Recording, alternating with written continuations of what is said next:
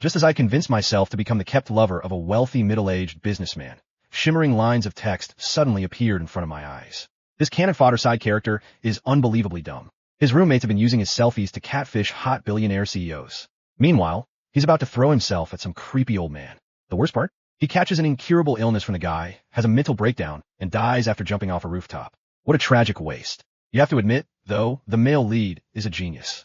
To avoid getting exposed, he dragged his other two roommates into the catfishing scheme, so all three of them became accomplices. The funniest part? The three billionaire CEOs they're scamming are childhood best friends. Each of them secretly believed they were the only one dating their perfect boyfriend online. If they had compared messages even once, the entire scam would have fallen apart. Instead, all three eventually meet the male lead in real life, and every single one of them falls hopelessly in love with him. Behind me, my three roommates were showing off the luxury gifts their online boyfriends had sent. Blaine, our self-appointed dorm president, suddenly pointed his phone camera at me. "Elliot, give me a heart." I smiled sweetly into the camera. If they were using my face as bait to catch billionaires, then it was only fair that I reeled those fish in myself. Blaine exchanged a subtle glance with the others. The roommate closest to me, Noah, forced out a smile. "Elliot, you're heading to the cafeteria, right? Can you grab me a salad?" Ever since they started their billionaire scam, the three of them claimed campus food was beneath them. Every meal came from five-star restaurants. If Astor University didn't require freshmen to live in the dorms, they'd have moved into luxury apartments long ago. Noah clearly just wanted me out of the room. I nodded obediently. As I left, I quietly hid a paper cup inside my sleeve. The second the dorm door clicked shut, I flattened the cup against it and pressed my ear to the other end. Blaine immediately groaned. "What do I do? Ash wants to meet again. This is already the third time. If I refuse again, he'll definitely suspect something." Over the past year, Blaine had squeezed Asher dry. Designer watches, luxury sneakers, custom suits, a sports car he'd never even driven because he didn't have a license. For his birthday alone, Asher had sent him a limited edition watch worth more than most people's annual salary. Blaine couldn't bear losing his golden goose. Compared to him, Noah remained calm. "Agree to the date. When the time comes, say your roommate had a medical emergency. Finn and I will back you up." Blaine immediately relaxed. "You really are the smartest, Noah." The floating comments exploded again. The male lead really is the mastermind. Without him, those other two idiots would have been exposed ages ago. Thankfully, all three billionaire male leads eventually fall for Noah's intelligence and charm. The other two freeloaders end up returning everything they stole. So Noah was the original protagonist.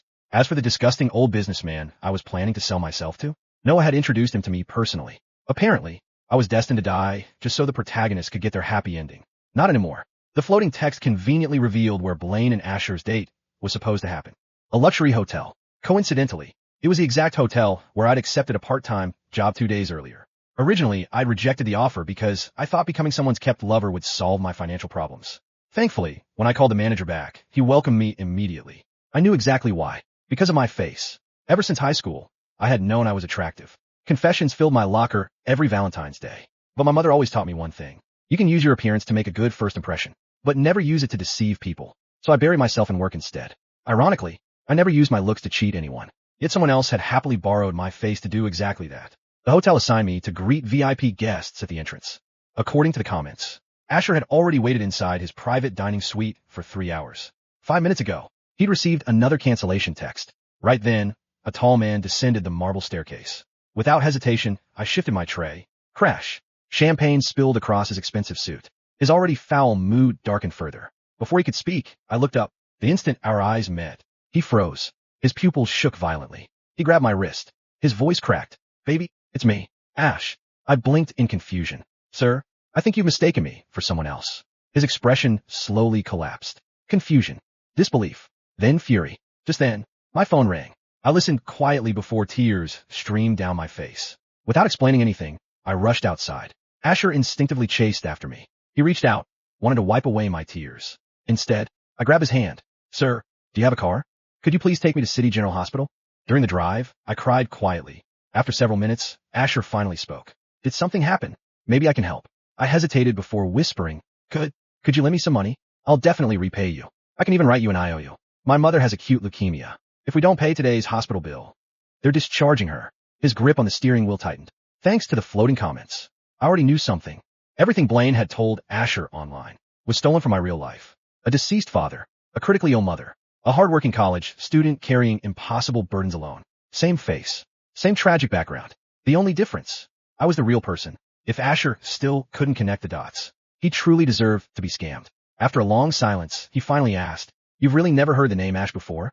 I tilted my head innocently. "No, although it does sound strangely familiar." He didn't ask another question. When we reached the hospital, he skipped me entirely and paid $100,000 directly to the billing department. My mother's treatment was secured. She was even transferred into a VIP ward. Watching her finally sleep peacefully, I quietly sent a $20 tip to the nurse who'd agreed to make that perfectly timed phone call. Saving my mother had always been my real objective. Exposing Blaine? That was merely a bonus. On the drive back, I stubbornly handed Asher an IOU. He refused.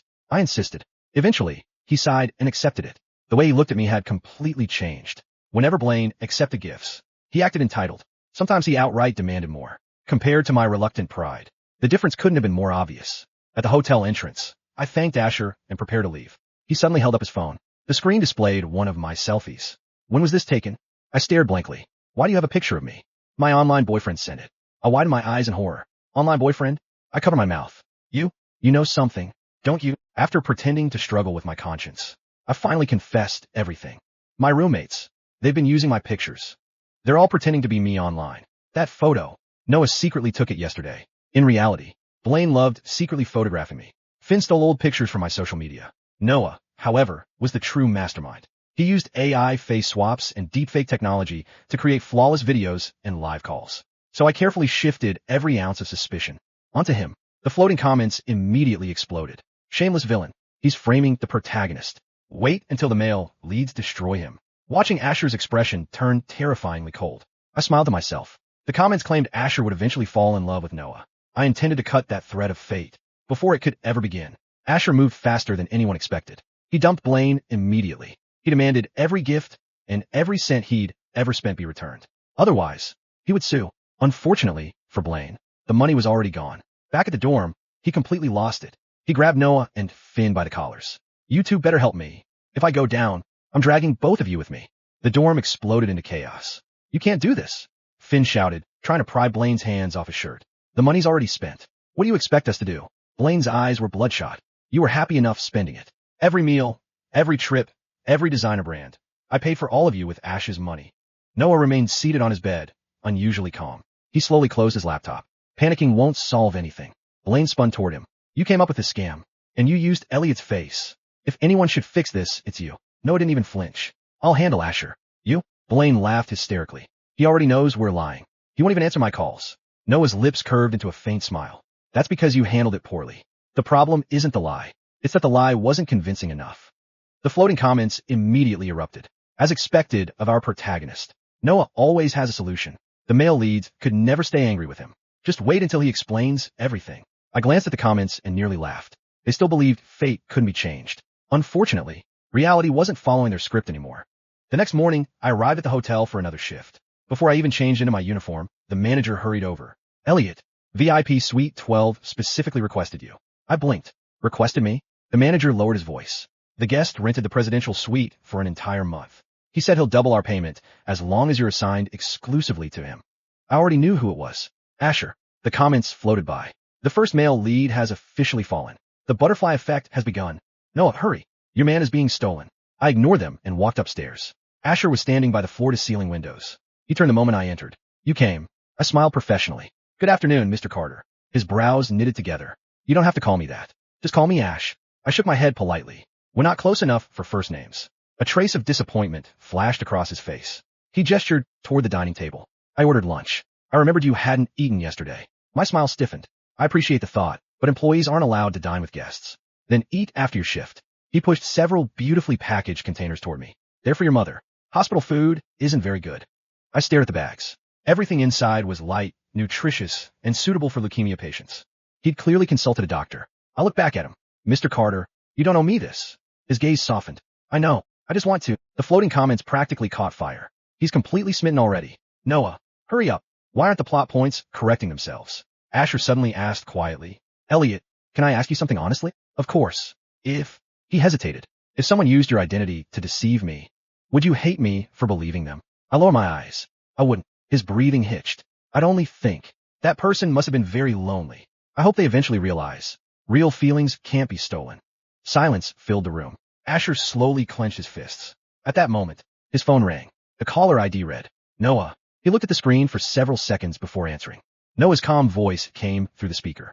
Mr. Carter, I think there's been a misunderstanding.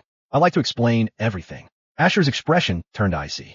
What exactly are you planning to explain? That you stole another person's face? Or that you've been stealing his life for over a year? Noah was silent. Then he laughed softly. You've already met Elliot. I see. I wondered why things suddenly changed. His tone remained composed. So, you've fallen for the original. I suppose that's understandable. Asher's eyes narrowed dangerously. What did you just call him? The original. The face I borrowed.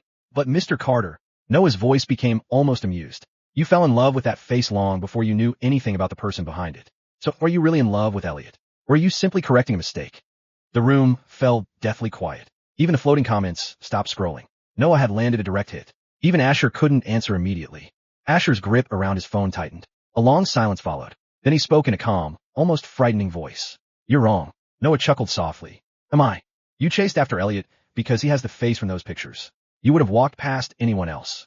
Asher's expression didn't change. I noticed him because of his face. But I stayed because of everything else. He cried over his mother. He insisted on writing an IOU. He thanked a nurse with a $20 tip. He apologized after spilling drinks on me, even though I wasn't injured. You copied his face. You copied his life. But you never copied him. Noah's smile disappeared. And another thing, Asher continued coldly. If you truly believed appearance was all that mattered, why didn't you use your own face?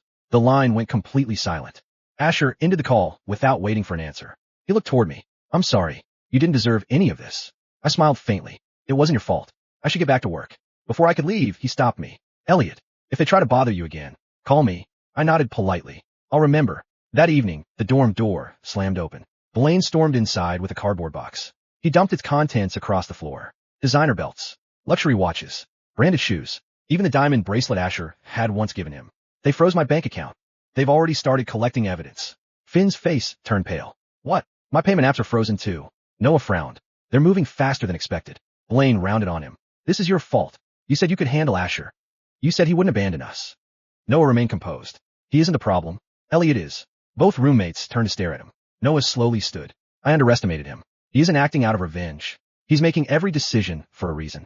He wanted Asher to see the hospital. He wanted him to see the bills. He even made him accept the IOU. Every step was carefully planned. Blaine's expression twisted. So what? What do we do now? Noah looked toward my empty bed. We talked to Elliot. I returned to the dorm around 9. The room was eerily quiet. All three of them were waiting. Blaine forced out a smile. Elliot, I owe you an apology. I looked at him. For what? For using your pictures. I was desperate. I know I crossed the line. I'll delete everything. Finn immediately nodded. Me too. I'll never do it again. I slowly placed my backpack on my desk. That's good. The two of them visibly relaxed.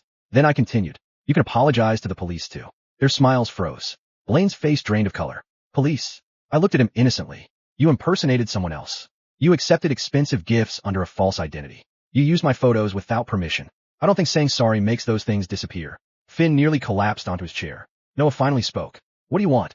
I turned toward him. An apology? I already apologized. Not to me. His brows furrowed. To my mother. The room fell silent. I met his eyes. You knew exactly why I was looking for money. You still introduced that old businessman to me. If I had accepted, I would have destroyed my own life just to keep my mother alive. You knew that. Noah didn't deny it. I did.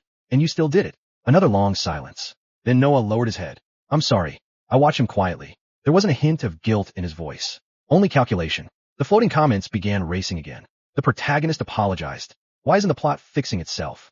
Elliot should forgive him. This wasn't in the original story. Everything is changing. I smiled inwardly. Good. Let change. Because I was done being the disposable side character everyone stepped on. If the story wanted a perfect protagonist, it was going to have to find someone else's face to wear. The next morning, I woke to dozens of new floating comments. Warning. Plot deviation detected. Male lead affection.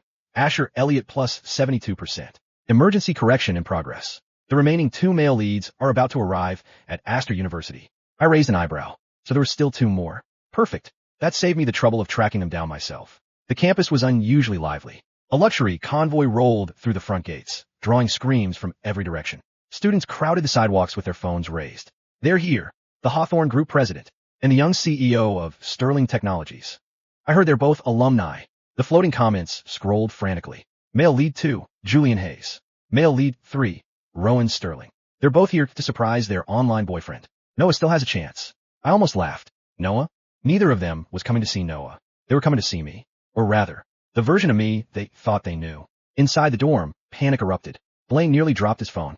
Julian just texted me. He says he's downstairs. Finn's face turned white. Rowan too. He wants me to come outside. Both of them turned toward Noah. What do we do? Noah thought for a few seconds.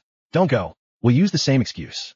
It worked before. Blaine stared at him as if he'd lost his mind. That only worked because they hadn't seen Elliot. They know what he looks like now. Noah's expression stiffened. He knew they were right. Meanwhile, I was carrying a stack of library books across campus. I wasn't in any hurry. If fate wanted us to meet, it would happen. Sure enough, a black luxury sedan stopped beside me. The rear window lowered. A handsome man wearing silver-rimmed glasses looked directly at me. His normally composed face cracked with disbelief. Elliot, I stopped walking. I'm sorry. Julian stepped out of the car so quickly that his assistant barely had time to open the door. His eyes never left my face. It's really you. He looked almost relieved. I finally found you. I blinked. I think you've mistaken me for someone else. Those familiar words made Julian freeze. His heartbeat visibly quickened. No, that's impossible. You even sound the same. I smiled politely. I'm afraid we've never met. Students nearby immediately slowed down to watch. Whispers spread through the crowd. Does Elliot know that guy? Isn't that Julian Hayes? Why does he look like he's about to cry? Julian took a slow breath. I won't force you. But he carefully removed a small velvet box from his pocket. I bought this for your birthday. I've been carrying it for weeks. If you're really not the person I know, then just think of it as a gift from someone who made a mistake. He opened the box. Inside was a simple platinum bracelet. Not flashy, not covered in diamonds. Just elegant. I closed the lid and gently pushed it back. I can't accept something that expensive. His hand stopped in midair. What? We're strangers. He smiled bitterly. Right? We are. He put the bracelet away without another word. The floating comments immediately exploded. What's he doing? The original plot says Julian gives the bracelet to Noah after discovering his kind heart. Why do you try giving it to Elliot instead? Noah needs to get here. Back in the dorm. Noah's phone suddenly vibrated. It was Julian. He answered calmly. Julian. I saw him. Noah's pupils contracted. Who? The real owner of those photos. Silence. Julian continued. I also met someone pretending to be him. I think I finally understand. Noah slowly clenched his phone. You don't. I do. Julian's usually gentle voice became unusually cold. The person I spoke with online never existed. I spent 2 years falling in love with someone else's smile. And today, I met the person who actually wears it. Noah closed his eyes. Julian, listen to me. No. Julian interrupted him. I'm done listening. The call ended. Blaine and Finn stared at Noah. Neither dared to speak. The room felt suffocating. After several minutes, Noah quietly opened his laptop. What are you doing? Finn asked. Noah's fingers flew across the keyboard. If Elliot won't stay out of this, I'll make him. Blaine frowned. How? Noah's expression remained unreadable. He cares about his mother more than anything. There are plenty of ways to make someone obedient, without ever laying a hand on them. The floating comments, which had supported Noah until now, hesitated. Isn't this going too far? The original protagonist never had a fight this hard. Why does it suddenly feel like Elliot is the one controlling the story? Noah worked through the night. By sunrise, he had already prepared his next move. He didn't threaten me directly. That would be too obvious. Instead, he anonymously uploaded several photos of me leaving the luxury hotel and getting into Asher's car. The captions were carefully written. Astor University's campus heartthrob secretly dating a wealthy businessman. Looks really do make life easy. No wonder he suddenly has money for his mother's hospital bills. Within an hour, the post spread across campus. Students whispered everywhere I walked. I didn't expect Elliot to be that kind of person. He looked so innocent. I guess appearances really are deceiving. The floating comments became excited again. Noah finally fought back. This should isolate Elliot. The male leads will misunderstand him. I glanced at my phone and smiled. Too predictable. When I arrived at the hospital after class, my mother's attending physician greeted me with a strange expression. Mr. Brooks, there are reporters downstairs asking about you. I've already asked security to keep them out. I thanked him. As expected, Noah wasn't trying to ruin my reputation alone. He wanted the hospital to pressure me. If enough attention gathered, my mother would become uncomfortable staying there. She might even insist on transferring.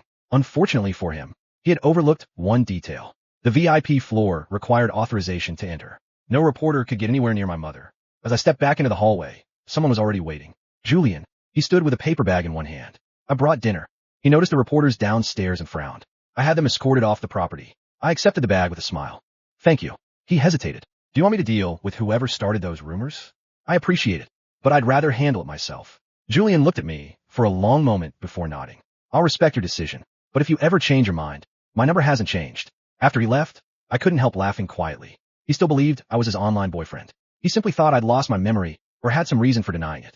That evening, another luxury car stopped outside the hospital. This time it wasn't Asher. A tall man with sharp features stepped out. Rowan Sterling. Unlike Asher and Julian, he didn't approach me immediately. Instead, he watched me from a distance as I sat beside my mother's bed, carefully peeling an apple for her. My mother smiled weakly. You should eat too. Already did. You always lie when you're worried about me. I laughed. I really did eat today. She reached out and gently touched my cheek. I'm sorry you've had such a hard life. I shook my head. It'll get better. Outside the slightly open door, Rowan quietly stepped back. His assistant whispered, Mr. Sterling? Rowan looked thoughtful. The person who chatted with me online. He never once mentioned his mother. He complained about his roommates every day. But he looked through the small window again. The person inside that room isn't pretending. He turned and walked away. Investigate everyone.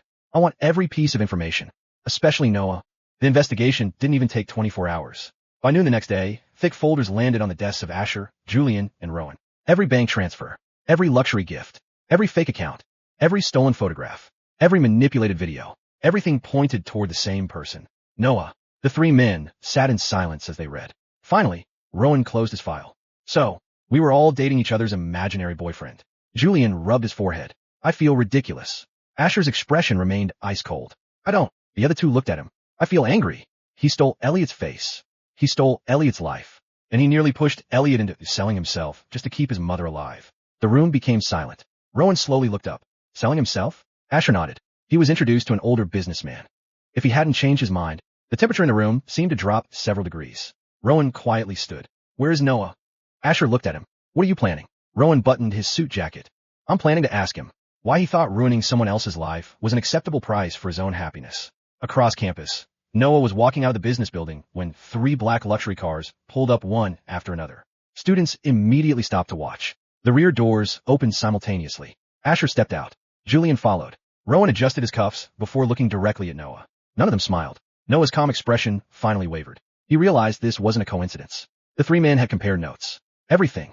The confrontation ended far faster than Noah expected. He tried to explain. He claimed he had only borrowed my face because he was insecure. He insisted he had developed genuine feelings. He argued that the relationships had become real. None of the 3 men believed him. Asher placed a folder on the table. Inside were hundreds of screenshots. Every lie, every fake promise, every manipulated photo, every transfer. Julian quietly added another folder. This is the evidence proving Elliot never consented to any of it. Rowan's assistant slid over a final document. And this contains your conversations introducing Elliot to that older businessman. Noah's face finally lost all color. You investigated everything. Rowan looked at him coldly. You ruined an innocent person's life. You don't get to complain about being investigated. Within a week, the truth spread across campus. The university opened a disciplinary investigation. All 3 roommates were suspended pending the outcome. The older businessman was questioned after investigators discovered he had knowingly sought financially desperate students. The online fraud victims filed civil lawsuits. Luxury brands demanded the return of expensive gifts that had been obtained through deception. Bank accounts were frozen. Assets were seized. Blaine broke down crying. Finn desperately tried negotiating settlements. Noah hired lawyers. It wasn't enough. The evidence was overwhelming. Without Noah's planning, Blaine and Finn quickly turned on him. He told us to use Elliot's face. He made the deep fakes. He said nobody would ever find out. Each tried to reduce his own responsibility by blaming Noah. Noah listened without interrupting. By the time they finished, he simply smiled bitterly. So that's how quickly loyalty disappears. Neither of them answered. 3 months later, the university announced its decision. All 3 students were expelled. The fraud investigation continued outside campus. Noah's scholarship was revoked. His internship offers disappeared. Several companies publicly withdrew employment offers after conducting background checks. Blaine's family sold their apartment to repay part of the civil judgments. Finn declared personal bankruptcy after agreeing to settlements with multiple victims. As for me, I kept working at the hotel while finishing university. My mother's condition steadily improved. She responded well to treatment and was finally discharged from the hospital 6 months later. The day she came home, she hugged me tightly. We made it. I smiled. Yeah, we really did. The 3 CEOs never pressured me into a relationship. Instead, they competed in quieter ways. Asher brought homemade meals to my mother. Julian tutored me whenever I struggled with graduate entrance exam interviews. Rowan quietly funded a leukemia research foundation in my mother's name without telling anyone. When I eventually found out, he only said, I couldn't save every family, but maybe I can save someone else's. The floating comments grew quieter with each passing day. Plot correction failed. Original protagonist route permanently collapsed. All 3 male leads have abandoned the original storyline. Calculating new protagonist. The text flickered. Then every glowing word shattered into countless tiny fragments before disappearing forever. The strange force that had insisted fate couldn't change was gone. I looked up at the clear blue sky.